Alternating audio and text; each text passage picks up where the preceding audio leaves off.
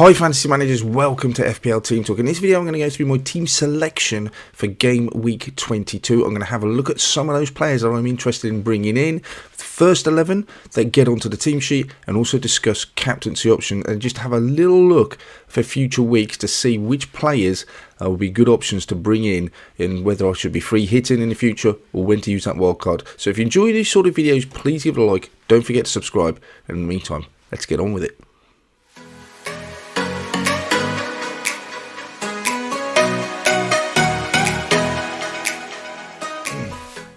So as far as game week 21 was concerned, it was a pretty good week. I got 64 points. It was a 6th green arrow in a row, and I moved up to 171k, so I'm pretty happy with that. Considering also that the actual side I've got is really cheap. I've got 7.7 million in the bank. I did use 2 free transfers to get this side out, and I still really struggled with Cash only getting minutes off the bench. And it's a bit annoying with the transfers I made. That's a bit of rough and smooth, I suppose. I took Trent out, wasn't sure how long he was going to be out for, and it looks like he's going to be back for game week 22, so that's really annoying. On the plus side, I did bring in Stupinian in. He got 8 points, so I wouldn't have had that without the transfer. And then Bowen, who looked like he would be out for much longer, came back in, and he was taken out, brought in Garnacho. Didn't really benefit me in any way. That Garnacho's fixtures look decent moving forward, and it has given me a lot of money. And the reason for downgrading to Garnacho wasn't really because I thought he was a fantastic option, but for his price I thought he was a good option, and it just gives me so much money to be flexible with. So a little bit annoying about one or two things, but I've got some flexibility. I would love to have had 2 free transfers moving forward, but at the time I think I just had to make those 2 transfers because I'm not sure about injuries, and just also my hand was forced because I had very few players. But you know what? Another green arrow. Things going okay. Captaincy went on Saka. 2nd week in a row, I feel I've got that wrong. I went Watkins over Salah the week before, and then Saka instead of Palmer, and it's just fallen the wrong side for me. But that's FPL, and I can't moan when I've got another green arrow and going in the right direction. So all of that considered, let's take a look at the side ready for game week 22. So this is a side as we enter game week 22, and it looks okay. I have a number of flags though. I know Salah's got no chance of making it. We're just going to have to wait on news for him. I don't feel he is a priority to sell right now. I don't think I need to. I don't need the money to move to anywhere, so I'm just kind of happy to hold him for the time being. And Cuckoo's clearly not going to be ready either. Taylor and Gabriel, I'm hoping will both be fit. If they are, obviously Gabriel gets a nod, and I feel like even though Cash probably won't start against Newcastle, the fact that he'll come off the bench, he's more likely to get points or more points than Taylor starting away at Man City. But either way, there is a chance that I'll end up with Gabriel, Taylor not playing, and then I haven't got enough players to actually come out, so we'll cover that in a minute. The rest of the side, pretty happy with. I have 1 transfer, would love to have had 2, but as we've spoken before, I've used up those 2. Like to roll, but I do think there's another option. Captaincy, Richarlison has my armband. I think his minutes look good. He's on pens. I think he's just an absolute out-and-out first choice striker for Tottenham. He's really playing well. He's scoring goals. They're a very attacking side. I think they'll score potentially 2 or 3 goals against Brentford. So he's got to be involved in those. Saka, I'm just not sure. I think it's a tough game against Forest. So that I just don't have the confidence that he's going to get anything. And other than that, I'm struggling really. The only one I did toy with the idea, and it's away from him, I just wanted Estepinian, just a monster eating up those bonus points. But Luton do just find a way of scoring, so I'm not sure I can really risk it all for Estepinian. So Richarlison looks like the good option. Garnacho away at Wolves, I'm just not going to consider, or Palmer away at Liverpool. So at the moment, Richarlison's going to keep that armband. It's quite nice being able to put it on someone different for a change.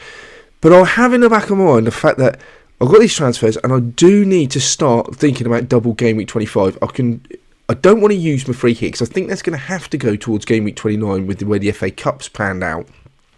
With very few Premiership fixtures taking place, I think I'm going to have to go down that route.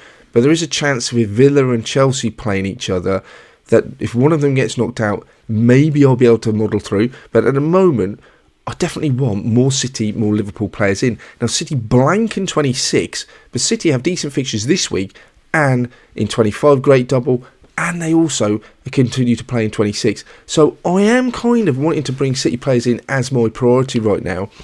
The one player that I'm obviously going to look at first of all is KDB. I do have plenty of money to go from Salah to him. His underlying stats are just ridiculous, but that's because he has only played one game and started one game. That was earlier on in the season. Since then, he came off the bench, did brilliantly against Newcastle, as we know. And I think it'd be great if he's starting against Burnley. I'd be absolutely all over him. Great double, as we know, coming up. I just don't think I can trust the minutes for De Bruyne yet. I'm not sure whether he used to be a season, 2 seasons ago, absolute first man on the sheet, nailed in that Man City side. Is that the case anymore? He's not as young as he used to be. He has had very little football this year and he's building up his fitness. I'm just not sure yet whether I'm happy to bring him in. Yes, he can do damage off the bench, but I'm not paying 10.6 minutes to just get 20 or 30 minutes from him. So that's a lot of money. So at the moment, he's just one I just think I need to keep an eye. He'll be on my watch list, but not someone to bring in. On the other side of the coin, I do have Kyle Walker. He is a little bit more expensive than I like, but you are buying into the best defence. He's got 2 assists. Not much goal threat elsewhere, you'd have to say, from him. But he looks absolutely nailed. He's played every minute of every game. But with every City player, it just feels like there's always a danger with him. With his revelations coming out, I don't want to call them revelations, but with issues having come out in his personal life recently, I do wonder whether that will be something that affects on the pitch. And not in terms of his performance, but whether Pep just takes him out of the limelight a little bit. I don't think that is the case, but I do wonder if that will stop him playing as much. I don't know. But that's in the back of my mind. But Burnley fixture looks great. He is nailed. By the time we get to 25, we'll know if he's definitely going to play every week. So that's an option. Probably the one I will have to go for, I think, if I was going for City right now, will be Phil Foden. He looks like his minutes are pretty good. His underlying stats are decent. 8 million, it's an easy get to for me as well.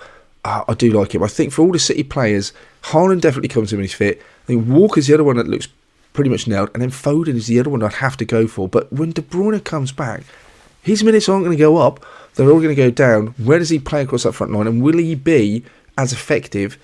Not so worried about his goal threat as much. I think he will be as effective, but I do think he's going to be prone to some more early substitutions. And with City players, it's just never a guarantee. There's no one's immune from Pep just taking them out of the firing line. So Phil Foden is one I would go for City. And I mean, with that double, I'm definitely going to want City players. So who else do you go? I think Foden, Walker, and then Haaland would be the 3 to go to. The other option I have, and I really like it, is Ivan Toney. Now, even though he's got like fewer minutes and probably, he's got more than De Bruyne because he started last game, but his fixtures do not look great. But I know he's going to play every minute. I know he's on pens. He's absolutely nailed. But the fixtures just aren't great. So I do think he's got that extra fixture. The other benefit I know is he plays 26, and his game will be on in game week 29. So I know I'm going to get the fixtures from him. But I'm not sure this is the week to bring Toney in. So I think away at Tottenham, you quite possibly could. Then you've got City at home, Wolves away, then Liverpool, Man City. I don't think any of those fixtures are great. He is an option, and people will be bringing him in. Just not sure whether now's the right time. The other one that I could go for would be João Pedro. He looks good. Cheap as chips. His underlying stats look great. And it's been the same problem for him all season, I guess. It's just the minutes that's the worry. But he has played the last 4 Premier League games, and he's also got that hat-trick in the FA Cup. So he looks like his minutes are more assured. But again, how confident can I be that he's going to play every week? Especially with my side, I desperately need players that are going to play. I don't want to get to game week 26 with players that I've picked particularly that I'm going to need, with other players not blanking on the bench, only to find that João Pedro's minutes are going to be reduced or he doesn't start. So that is a bit of a concern. I know his stats look great. I mean, he's played less than half the game, so that is a worry. Fixtures look great up until 29. It's a possibility he will play in 29 as well, though it seems fairly unlikely. But he looks great. So he's another one I could go for. But the other choice I thought is, do you know what? I've got one transfer, would like to roll it, but it could end up that I'm not going to even get 11 out. That's not the end of the world. And for game week 23, if we move on, the side looks decent again. Don't know who I'm going to captain. I'll put it on Solanke there. Probably, possibly not. Depends again if De Bruyne is back. So I think that looks all right. For game week 26 moving forward even further, I would try and get into game week 26 with 2 transfers. Whether that's going to be possible or not, have to wait and see. But Nkunku would be Haaland, so hopefully he would come in and I would have City players in here. I would probably want to keep Richarlison, Palmer, but then what would I do with my Liverpool players? So I'd have to worry about that. But feasibly, I can get through 26. But if we go back to my side now, what I am thinking of doing is if we get news that Haaland is going to be in the squad, I wouldn't expect him to start. If he does, great. But I can't bank on that. So my plan could well be that I just go from Nkunku, who I know is not going to play, and bring in Haaland a week early. Possibly, do I play him straight in the side or do I put him on the bench?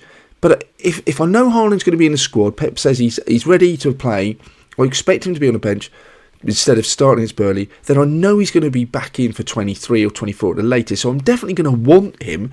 So what stops me from just making that transfer now and having him on the bench in case I have 10 players and then he comes off the bench and plays? So that could just be a kind of safeguard or safety net. I don't know if I'd ever want to call Haaland a safe net if no one else plays. But I would have to get assurances, I think, from Pep, personal assurances that he is fit and ready to go. But he can't be far away now, surely. But that is my possibility. Roll or just bring in Haaland now if he's going to be available, at least on the bench to get some minutes against Burnley.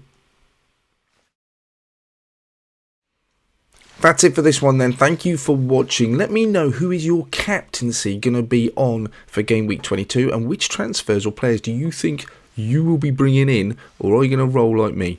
In the meantime, we'll come back at you next week with more team selections, watch list videos. There'll be a bit of a quick turnaround, as you know, between deadlines. But if I don't speak to you soon, take care, good luck, and I shall see you on the other side.